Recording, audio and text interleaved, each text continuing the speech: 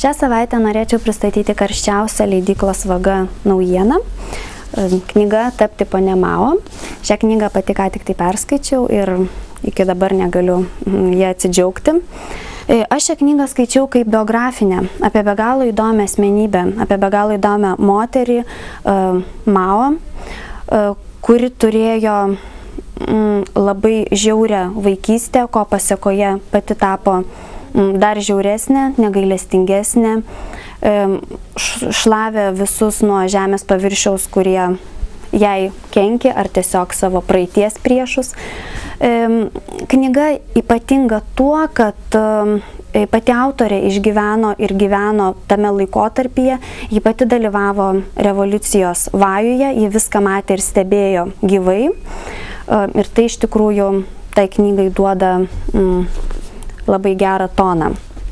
Tai knyga istorijos mėgėjams, tai knyga tiesiog norintiems gerai praleisti, turiningai praleisti laiką.